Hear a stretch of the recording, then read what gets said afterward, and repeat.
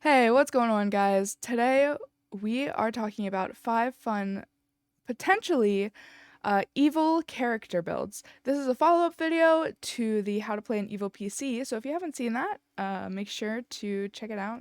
There's probably a link somewhere, I don't know. um, yeah, so for these builds, I I struggled coming up with ideas for this because I don't know, playing an evil PC, it's hard and there's not necessarily an archetype. So how I structured this is I kind of tried to find different archetypes of evil, if that makes sense. I hope you guys like it. I think some of these builds are pretty interesting and pretty fun, but some of them are also like, what? So yeah, let's just jump into it. For our first build here, we've got Wizard Artificer, and you really can't talk about evil PCs without talking about the School of Necromancy Wizard. Personally, it's not my favorite subclass, but I knew that I really wanted to make it work for this video because, you know, I mean, come on, just look at the title. And necromancy is like one of those really great archetypes, and it's common. There's a lot of fun ways and fun things to do with it. Excuse me, I am yawning. Oh, there we go. So let's get into it. So you can honestly, for this build, start with Wizard or Artificer, but I would recommend if you start with Artificer, then just go your first 3 levels Artificer and then take the rest of the way Wizard and don't jump. But if you want to start with Wizard, I would take your first 2 levels in Wizard, then take 3 levels in Artificer, and then go the rest of the way Wizard. So the reason why we're gonna do that is that so we can get our School of Necromancy sooner rather than later, so we can really start building up the theme and flavor of this character. And you can do that while you're still just an Artificer, but I think starting Wizard gives us access to some of the more magic-y types of things that we want. So by starting off Wizard, we're gonna get, our proficiencies are spellcasting, we get Arcane Recovery, so we can, restore a spell slot or 2 on a short rest. And then we also get our Arcane Tradition. So we're gonna choose for this our School of Necromancy, of course. And then what that gives us is Necromancy Savant. So beginning, when you select this school at 2nd level, the golden time you must spend to copy a Necromancy spell into your spellbook is halved, which is amazing. And then we also get this cute little ability. So at 2nd level, you gain the ability to reap life energy from creatures you kill with your spells. Once per turn, when you kill 1 or more creatures with the spell of 1st level or higher, you regain hit points equal to twice the spell's level, or 3 times if, or 3 times if its level of the spell belongs to the School of Necromancy, and then you don't gain this from killing undead or constructs. So that's a nice little ability. And then after that, we are going to go into our Artificer.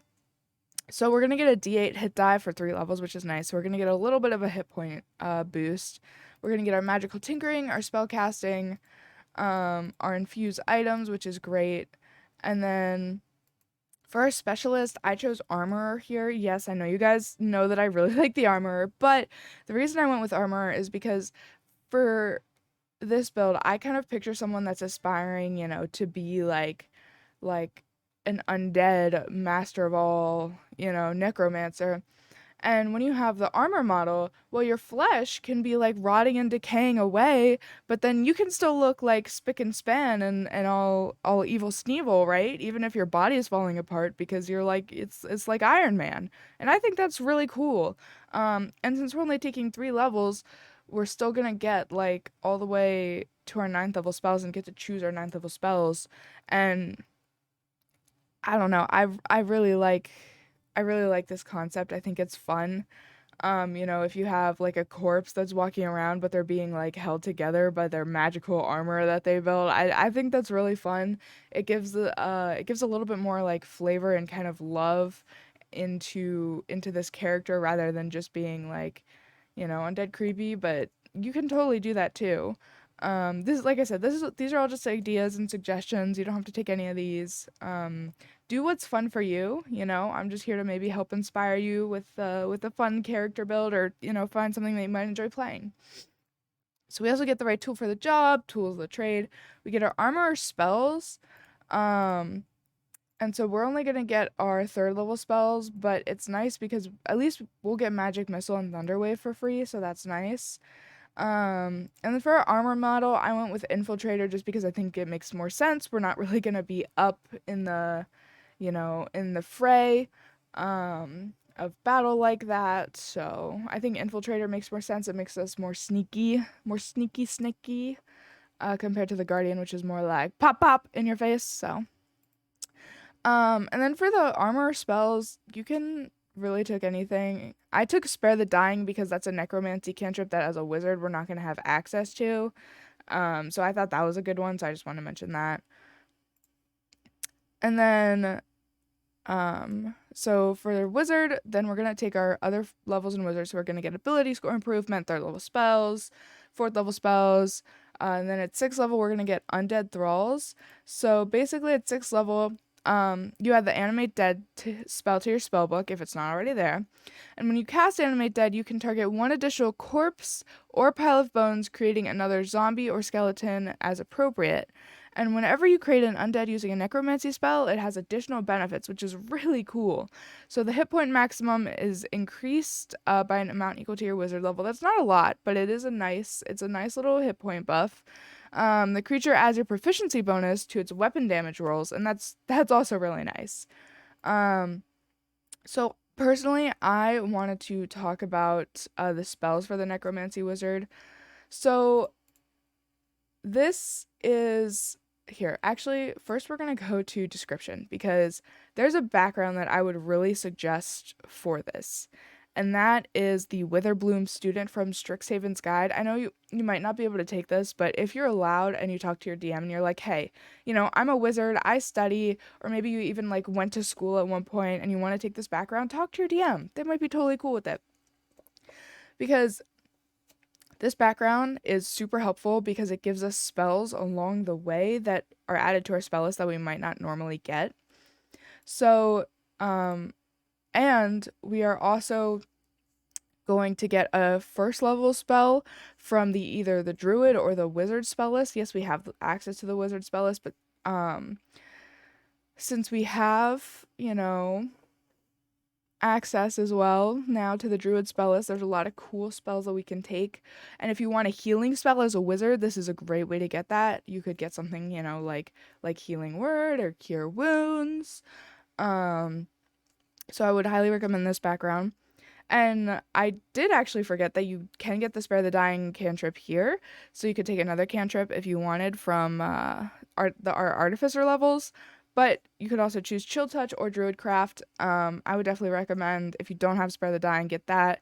But then also Druidcraft could be fun. You could create like dead flowers, or maybe like with your Druidcraft you use that magic to like wilt flowers or like plants instead of, create alive ones. I think that could be cool flavor.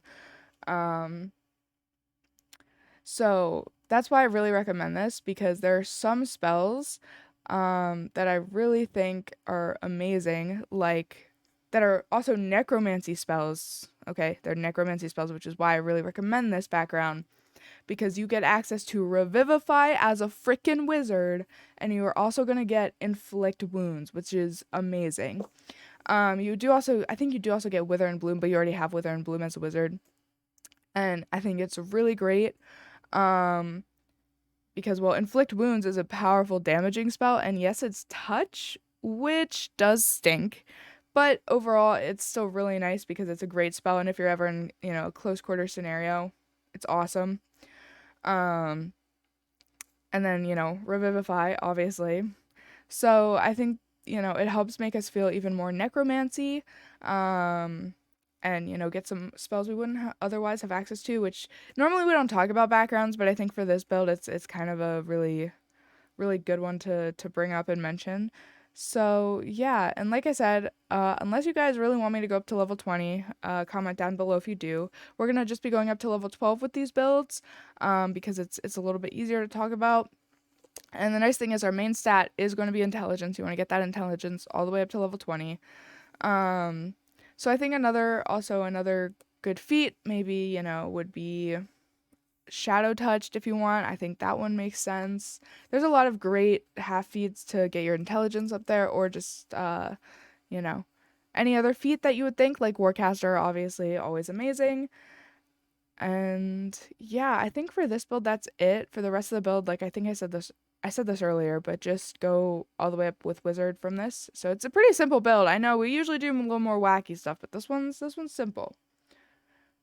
I'm so sorry, I forgot to give my race recommendation. For this build, my race recommendation would be Dampire or another undead like race. I like Dampire because I think it's really creepy and it fits, and that way also you can still be really hot. But I mean, you can be hot with any race, but come on. anyway. um so yeah, I mean we've already talked about Dampires before on the channel, so if you want to check out the 5 undead character builds, you can check out that video too. So that would be mine, and especially I think the walking on walls feature is really helpful and also super creepy.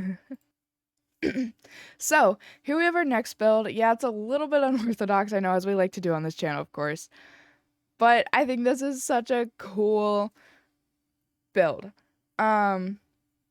I got this idea from the Dungeon Dudes, like ranking the Bard multi-class build idea, but they usually only do 2 classes, and I was like, I have a way that I think I can make this build really, really freaking good.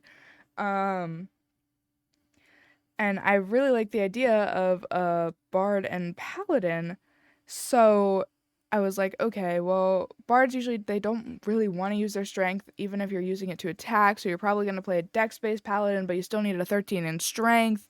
And I'm like, wait, what if we just take 1 level in Hexblade Warlock and fix all our problems? So that way all we need is a 13 in strength to take the paladin levels, but then our dexterity doesn't matter at all. I mean, it's great, you always want a high dex anyway for the most part, but then we can just focus on building up our charisma because we're using that to attack. And I was like, oh, amazing. So, we're gonna start out with College of Swords Bard, and right off the bat, we are going to take 3 levels in Bard, so because that's gonna get us to our College of Swords. So we're also gonna get bonus proficiency, so we gain proficiency with medium armor and a scimitar, which is really nice. And if you're proficient with a simple or martial melee weapon, you can use it as spellcasting focus for your bard spells, which is amazing. And then we also get a fighting style. We only get dueling or 2-weapon fighting. Personally, I recommend dueling for this. You can do 2-weapon fighting, but I think dueling fits a little bit better, so that way you can probably, I don't know, for this I'd go with a rapier, but do whatever you want, do you. But we also get our Blade Flourish, so what this is at 3rd level, you can perform impressive displays of martial prowess and speed. Whenever you take the attack action on your turn, your walking speed increases by 10 feet until the end of your turn, and if a weapon attack that you make as part of this action hits a creature, you can use one of the following Blade Flourish options of your choice. You can use only 1 Blade Flourish option per turn. So this is really great. We have a defensive one, and there's the slashing flourish, which is like damage, and then you have a mobile flourish, which helps you, get away from things, move more. So these are really fun. A lot of cool options with this. So after we take our 3 levels to get our subclass, what we're gonna do is we are gonna then take 1 level in Hexblade Warlock, and this is our pact is Hexblade, obviously, because then we get the charisma modifier, of course, or charisma bonus for our spellcasting and attack, which is amazing. We don't need any other stat. We just need our charisma. It's all the Riz, baby, the charisma. I was watching a video today and I was like, wait, Riz comes from charisma? Oh my goodness. Oh my goodness. I'm so silly. I didn't even. Anyway, back on topic. So for our spells, we're not gonna get a lot of spells, but personally, what I would recommend is Shield because that's a great spell for us to have, and as a bard, we don't normally get it. And also Eldritch Blast and either Booming Blade or Green Flame Blade because bards don't. The only damaging cantrip they have, I think, is Vicious Mockery. It's so freaking annoying. But this way you get a cantrip that will help to augment your damage when you're doing melee strikes, and you can hit things really well still from far away. And you're going to do more damage than, Vicious Mockery, which is really nice. So that's another reason for the Hexblade, because we get these two really awesome cantrips that we can use that are going to be super effective for us. So yeah, plus shield. I mean, really, you're getting a lot just from one level in Warlock. It's crazy. So then, after that, we're gonna take 3 more levels in Bard because we really want to get to our extra attack, right? But after that, we get our 3rd level features. We're just gonna get ability score improvement. We get Font of Inspiration, which is a normal Bard thing. We also get our Counter Charm, which is great. But then at 6th level, we get our extra attack, which is awesome. So you can attack twice instead of once whenever you take the attack action on your turn. Mwah! Magnifique!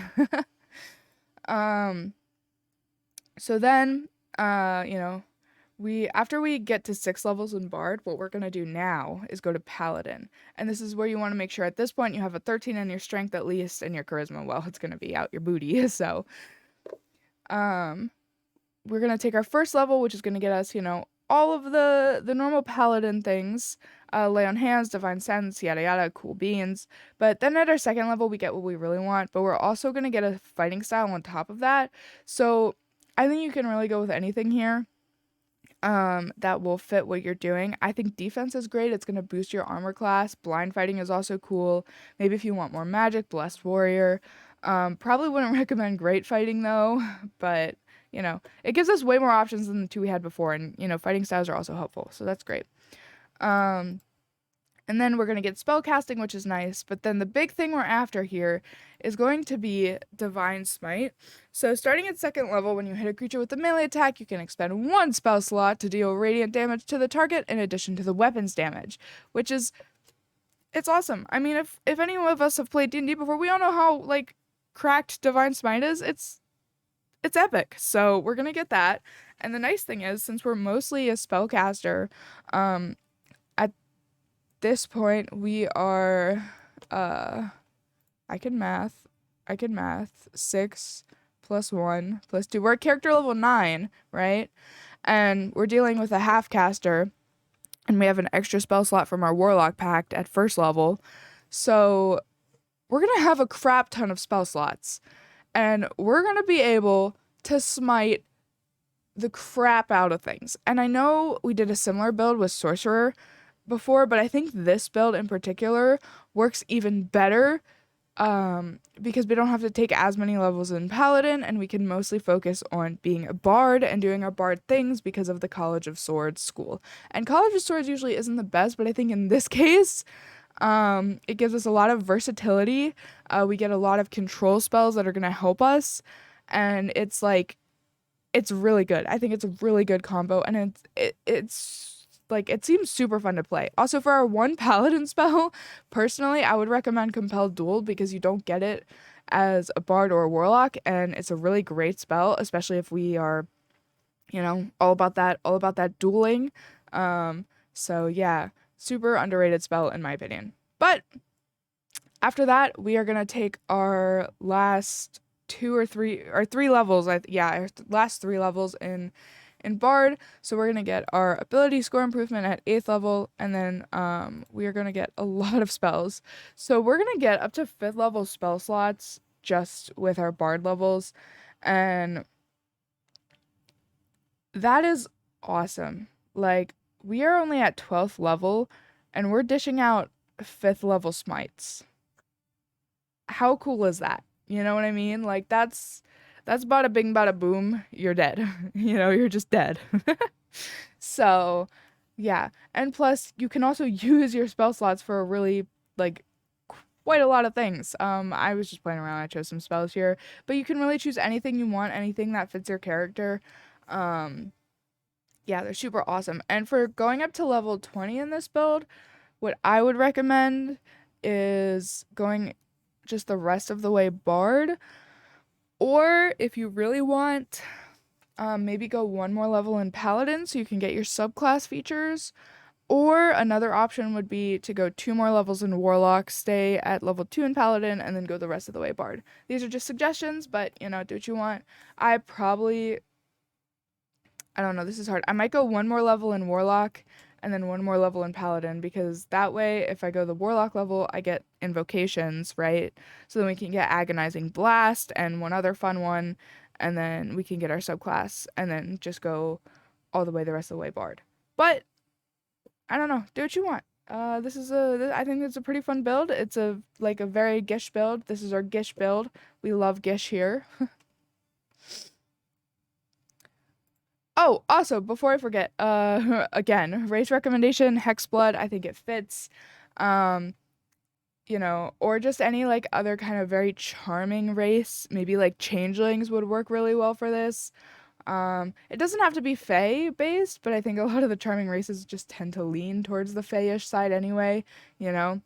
Um, that's, what I personally would recommend, but you can do whatever you would like. But I also like this just because they get their tokens, which is like a fun ability, and you're gonna get more spells. You're also gonna get like spells that are warlocky, like you get Hex and Disguise Self, so that's fun too.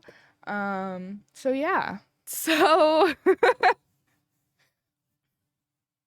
all right, so for our next build, we've got another pretty wonky one. I know, I know, I know. Just hear me out. Just hear me out, okay? This build is super creepy in my opinion. This is a really creepy one. And I would say I don't want to call it like the wisdom equivalent to the necromancer build, but in a weird way it is, but it also isn't. Sorry, there was a loud crash outside. Um, so we're gonna start off by taking one level in cleric, just one. All right. And what that's going to get us is our divine domain. And for that, we're going to go with the war domain. And then at that, we're going to get our bonus proficiencies and war priest. So from first level on, your god delivers bolts of inspiration to you and you are engaged in battle. When you use the attack action, you can make one attack as a bonus action. And you can use this a number of times here. Wisdom modifier, which is great. Also, I said that wrong. We're going to take 2 levels out of the gate of cleric. My bad. So we're going to take 2 levels in cleric. So because we want our channel divinity here. So we get our harness divine power, which is great. Our normal channel divinity, but then the channel divinity we get for our subclass. You can use your channel divinity to strike with supernatural accuracy. When you make an attack roll, you can use your channel divinity to gain a +10 to the roll, and you can make this choice after you see the roll, but before the DM says whether the attack hits or miss. This is great. This is an amazing channel divinity. Personally, it's one of my favorites. I love it so much because you can use it on yourself or you can use it on allies, which is awesome. So after we take our first 2 levels in cleric, then we are going to go to druid, and we're going to take just 2 levels in druid, but we're going to get our wild shape, which is great, and then we're also going to get a druid circle, and for this we want to choose circle of spores. So this character is someone I imagine that's like they're kind of off-putting. They're very nice, they're very sweet, but when you meet someone and there's something off about them and you can't quite put your finger on it no matter like how hard you try. This is how I think this character would feel.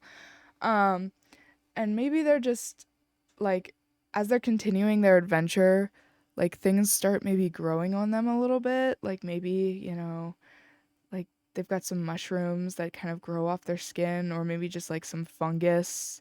And it feels very weird because you thought they were this really great, like holy person, but you don't know what god they're worshiping, and you don't know where these new powers are coming from, these powers that are very off-putting. Because what if the god they were worshiping it was some creepy ass motherfucker, some evil fucking crazy shit, you know what I mean? Or like if there's like a god of like rot and decay, I think this would fit this character very well. Um or even if you want to do it like the god of nature, like this could also fit very well, just like a general god of nature that's like is they want to bring life and spread life because that's what they're doing. They're just doing it in a very off-putting way.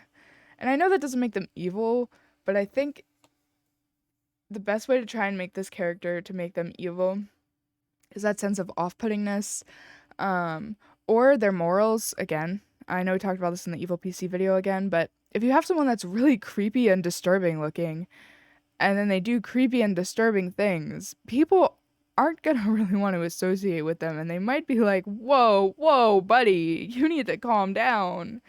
So, and then for our circle spells, um, we're only gonna get chill touch, but that's really good. Still, it's an awesome cantrip, one of my favorites. Um, we're also going to get a hail of spores. So you are surrounded by invisible necrotic spores that are harmless until you unleash them on a creature nearby. When a creature you can see moves into a space within 10 feet of the start of your turn, you can use a reaction to deal 1d4 damage, necrotic damage, to that creature unless it succeeds a con save against your spell DC, and the damage increases at 6th level, 1d8 at 10th, and 1d10 at 14th. So I also really like this feature because it's not based on how many levels in this class you have, it's just your level in general, which is awesome. And then we also get Symbiotic Entity. So you gain the ability to channel your magic into spores. As an action, you can expend one of your wild shape features to awaken those spores rather than transforming into a beast. You gain 4 temporary hit points for each level you have in this class, so that would only be 8, but that's still okay. And while this feature is active, you gain the following benefits. When you deal your Hail of Spores damage, you roll the damage die a second time and add it to the total. That's nice. And then your melee weapon attacks deal an extra 1d6 necrotic damage. That's also really nice. And these benefits last for 10 minutes or until you lose all the temporary hit points or until you use your wild shape again, which is awesome. It's not like huge, but it's a little cool feature. So after we take our 2 levels in Druid, then I know this is crazy. We're gonna take 5 levels in Ranger. I know. But, also I would recommend using a lot of the optional features, if not all of them, from Tasha's. Make sure you talk to your DM about this because they're way better and help make Ranger way better. So we're gonna get all of our Ranger things for our fighting style. I would go with 2-weapon fighting because, like very slowly but surely, this character like started out by helping melee combatants, but now they're learning like how to fight and get into the fight, and especially with this like now this creepy perturbing essence that they kind of have, you know, it's very unsettling when you come upon creatures and you get in their face. So yeah, so now we're learning to like actually fight. So we're going to get 2-weapon fighting for a fighting style. You can do whatever, but I personally like this one the best. I think it fits. And that way we can do 3 attacks per turn if we use our blessed strikes or whatever they are from our war cleric. And we can only do that a certain number of times, but that's still really nice. So we're going to get our spell casting, which is awesome, you know, as you do when you're a ranger. We get primal awareness, and then for a ranger archetype, here's where we're gonna get even more gross. All right, we're choosing the Swarm Keeper Ranger, and I think this is really fun because your swarm can be whatever you want it to be. If you want it to be a swarm of mushrooms, you can do that too. You can be a spore druid and then also have like be a swarm keeper ranger, but your swarm is mushrooms, so you're literally just like this giant cloud of mushrooms that follow you all the time. That's so cool to me. Like I think that's so fun. Um yeah, so that's where a gathered sworn comes in because it says nature spirits, so it really can be whatever you want. Um and these are just kind of some ideas, but I don't know. I love this. I think it's so much fun. because, you know, you could do something like if you want to do mini twig blights, you could have twigs twirling around you, but you're also still like clouded by like mushrooms and spores since you are also a spores druid. It's so much fun. I love it. um we're also going to get a martial versatility if you use the optional class features, of course, ability score improvement. But then at 5th level, the reason why we're taking all the way up to 5 levels is so we can get our extra attacks so that we're like actually effective in combat. So that is super nice. So we're gonna get our 2 weapon fighting with extra attack with our war strikes as well. So I guess you probably don't want to go with 2 weapon fighting style. You probably want to go with another one, but it's fine. You know, do what you want. Like I said, I'm just an idea box for you guys. um so yeah, and then, you know, we're also gonna get some really great ranger spells. And my personal recommendations, I do want to talk about this. I would really recommend taking Spike Growth. I think that's an amazing one. And then also Healing Spirit is really nice. And then Hunter's Mark. And then the other one, you know, take whichever you want. But I think those are 3 really great spells that I would recommend. So then we're going to go back up to Cleric. And we're going to take our last 3 levels in Cleric. So that's going to give us ability score improvement and destroy undead. So that's pretty nice. There's a lot of great spells here for Cleric too that I think also very much fit with the build, which is part of the reason I wanted Cleric in here. Especially because, like, if you want this character to start off as like non-imposing, you know, very nice holy person, and then I think it's really cool to have them go on this journey and like watch them become this very, very unsettling, creepy presence of a person. I think that's so fun. So yeah. And then for Druid, I would recommend things like Goodberry, Entangle, Primal Savagery. Those are great. Primal Savagery is really great because we're going to be up close. Also, Shillelagh might be good depending on the weapon you're using. Like if you are using, you know, maybe a staff or something, that could work for you. If your wisdom is higher than your dexterity. But yeah, for this build, you probably want to do like wisdom highest, dexterity second highest, and then whatever you want after that. Maybe like constitution after. So yeah, and if you're going up to level 20 with this build, I didn't really think about it for this one. Maybe go I would say either maybe go the rest of the way druid, like all the way druid after this, or the rest of the way cleric. I'd probably go druid though. I think that might be better. Or yeah, but after you have all of these like multi-classes, you have all the things you need. So I would just take whatever class that you want to play the most or how you ever want your character to like feel the most, and then I would take that class the rest of the way all the way up to level 20 because we already have 3 classes.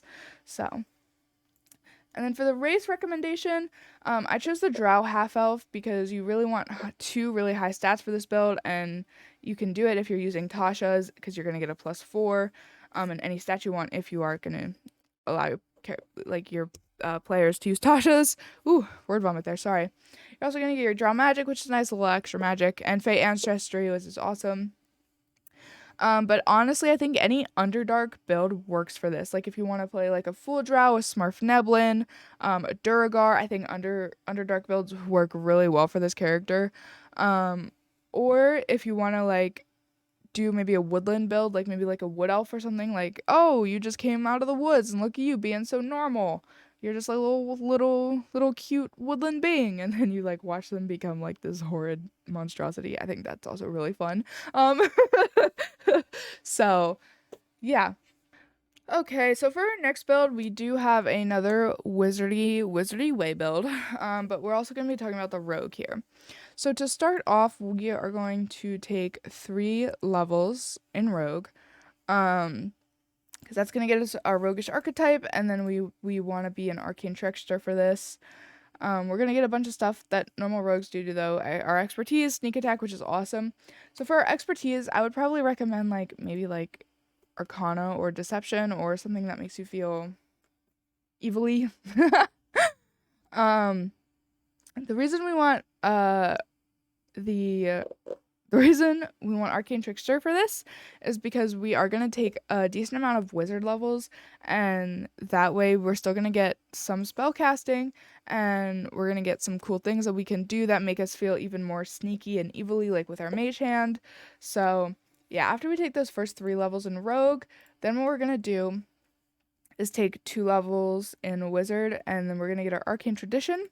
So I chose Chronergy Magic for this build specifically because I didn't want to choose Necromancer again, and I thought this really fit because, I don't know, a lot of the times when I picture bad guys or, evil villains, whatever you want to call them, someone that wants to manipulate time, like that comes to my mind a lot because you're gonna affect a lot of people in a lot of negative ways if you do that, and it's usually something that's very selfish. Um, Even if like you don't see it as selfish, but other people will definitely most probably see that as selfish. So I think it's interesting. I think that other things could work though, but I think it also works with I don't know, just it just fits in my mind. But you can do whatever subclass you want, you know? Like also blade singing might really fit because you're a rogue, so that might be a great one actually. I didn't even think about that. Maybe blade singing might be better. um so yeah, because you're going to get Chrono Shift, so you can magically exert limited control over the flow of time. So as a reaction, after you or a creature you see within 30 feet makes an attack roll, ability check, or save and throw, you can force them to reroll. It's basically Silvery Barbs, which is awesome, but it doesn't have the advantage. So, and you can use this twice. It's a great feature. You also get Temporal Awareness, so you can add your intelligence modifier to your initiative rolls, which is super nice, especially since we're playing mostly a rogue here. Yeah. So that's it for our first 2 levels. And then we are going to we took 3 levels, right? Yeah, so we're going to take 5 levels in Rogue after this. Sorry, not 5 levels in Rogue. We want to get to level 5 in Rogue. So that's going to be 2 more levels in Rogue, which is going to give us our first ability score improvement and then Uncanny Dodge. I also forgot to talk about this earlier, but we do get our Mage Hand Ledgerman, which is really nice. So we basically get a way better Mage Hand. And it's invisible. Super cool. So then we also get Uncanny Dodge, which is awesome. Now that I'm thinking about it, you probably want to take Blade Singing. Blade Singing is probably way better for this build. I don't know why the heck I thought about not doing Blade Singing. This is way better. I'm sorry. Please ignore me. So we're going to change the build on the fly here. I've never done this before, but I know, it's crazy. It's not a huge change, but I think this is just what we're going to do instead. We're actually going to make it even, so it's an even split. But you still want to get up to level 5 in Rogue. And then after that, we're going to go up to 6 levels in Wizard, because then we get our Blade Singing extra attack, which is awesome, because you can also use cantrips for this. So, and we're going to get our Blade Song instead, which... bonus to AC, walking speed increase, advantage on dex checks, all the stuff that we like really want and is really helpful to us as a rogue. So yeah, I do think the Chronergy magic works too, and for that one I would still recommend just going to level 5 and not level 6. But if you are playing a Blade Singer, I would definitely recommend going all the way up to level 6, because like I said, then you get your extra attack. So after that, if you either going up to level 5 or level 6, depending on the subclass you're playing, all of the other wizard subclasses, I would recommend level 5. But if it's Blade Singing, level 6. Then we're going to go up to 6 levels in Wizard, or 7, depending on what you want. But then we're going to get our expertise, and then I think it's 7th level that we get evasion, right? Yeah, so 7 levels evasion. So hopefully you go up to 13 levels so you can get your evasion. But yeah. That's pretty much it for this build. It's not super complex, but the reason I combined it is because I think if you are playing like an evil rogue, if you just take those levels in Wizard, there's a lot more that you can do with your magic to make it more potent, more deadly. So yeah, I'd probably have your dexterity as your number 1 score, and then intelligence as numero dos. So yeah, that's pretty much it. You get access to the wizard spell list, so the spells are pretty much the same, just lower level, and you're gonna get, like I said, increased spell casting. That's the main thing. Unless you are just playing a Blade Singer, then I think that's actually even better combo, and you're gonna get a lot more bang for your buck by going wizard, because you get a lot of extra combat features that you can use. which is really cool. I don't know why I didn't think of that. Anyway, sorry. I know this was kind of a weird one, but let's move on to the next one. I almost forgot the race recommendation again. I would recommend a Reborn for this, because I think if you're trying to be timeless, that works really well, and that was with the Chrono G1. But I think most races will work for this build depending on what you're going for. But again, I think a creepier stealthy race might work. Like I was also thinking Shatterkai for this build would be really cool. Yeah, so Reborn and Shatterkai would probably be my two main recommendations. So yeah, if you can't tell, I really like the lineages, as you've already seen, I think, all three of them in this video. Oops. Okay, so moving on to our next build, we actually have Bard again. I don't know, I feel like Bard and Wizard are really good at being evil classes. That's the hot take though. I think Paladin, Bard, Wizard are your best like bets if you want to play an evil class. Like those three, like easy peasy lemon squeezy. Like go for it. Also Warlock. Duh, how can I forget about Warlock? We really didn't have that many Warlock builds on here. Which is kind of crazy, but these were just the ones that came to my mind when I was thinking about it. So I want to call this one the Master Manipulator. But we're gonna start off by taking 3 levels in Sorcerer right off the bat. And we're gonna get all our normal sorcery things, but for our origin at first level, we want to go Aberrant Mind. And I know that's crazy, but this character is someone, they're all about manipulating people, getting what they want, at any means necessary, even if it means prying into someone's like head. So we're gonna get our psionic spells, which is amazing. So, and we can change these out with another enchantment spell. So if there's an enchantment spell we want that's not on the bard list, that's great. So like, say if you want Encode Thoughts instead of Mind Sliver as a cantrip, you can change that out, which is really awesome. For first level though, that's the only ones we're gonna get. Oh no, we're gonna get also third level. So if you want to change out like Calm Emotions or Arms of Hadar, maybe those two. But I think Calm Emotions and Attack Thoughts are honestly both really awesome spells to have.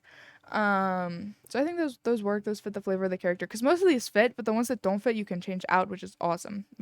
And you get the extra spell, which is really why we chose this class. But also the other big thing is telepathic speech.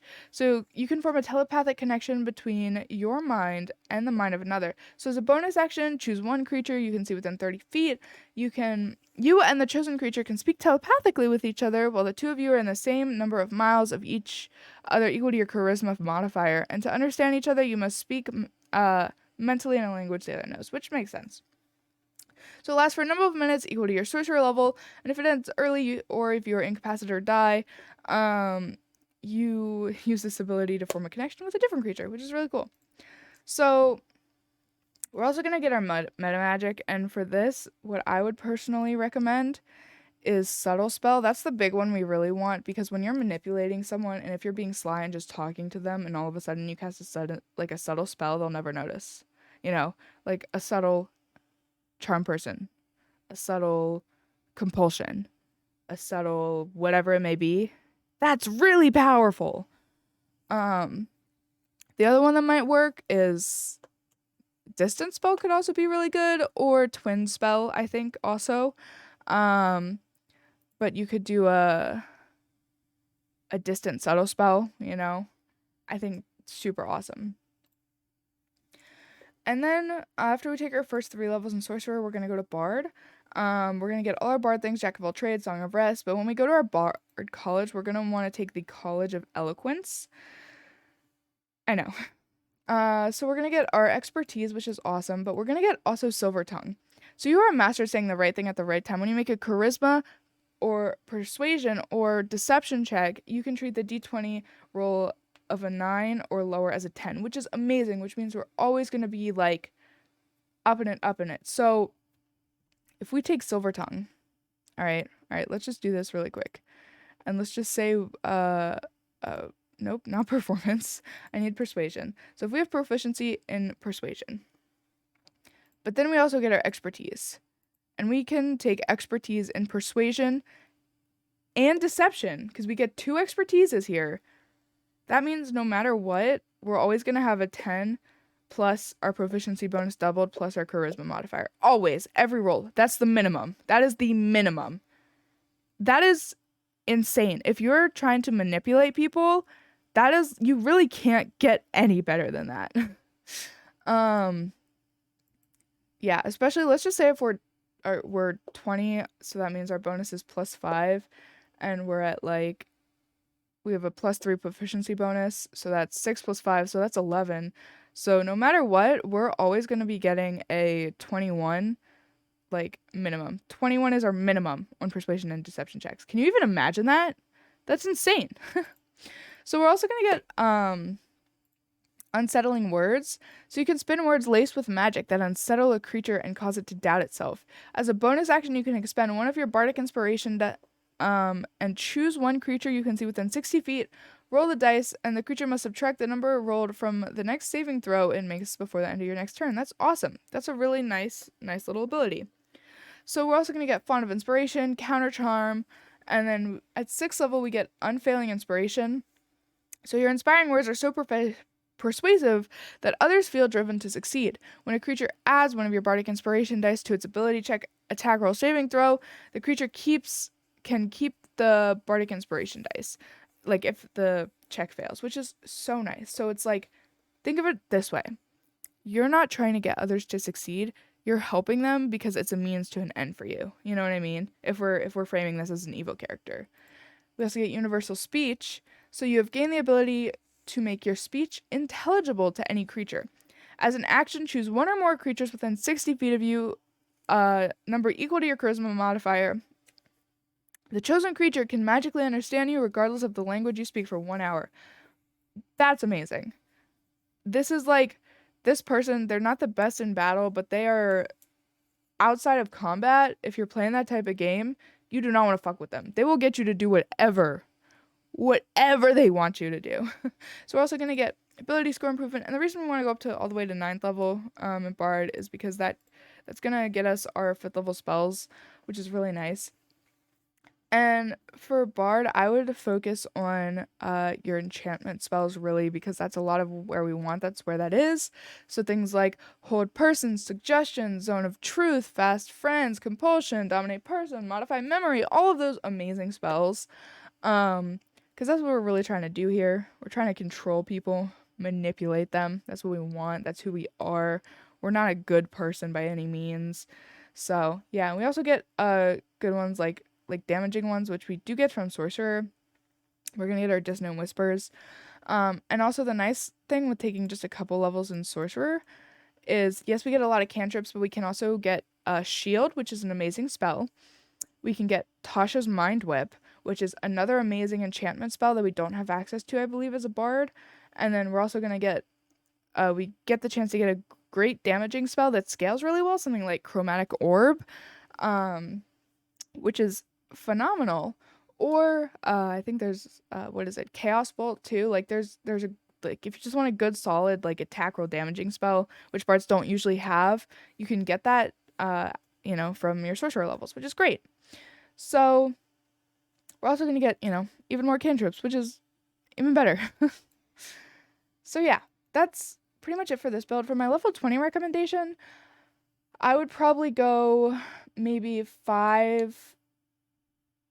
It's hard because I know if you want to get your 9th level spells, like to actually choose, you want to go to 17 levels in Sorcerer. Sorry, to 17 levels in Bard. But I think getting your 3rd level Sorcerer spells is really also nice because you get a lot of good spells on the Sorcerer spell list you don't get with the Bard spell list.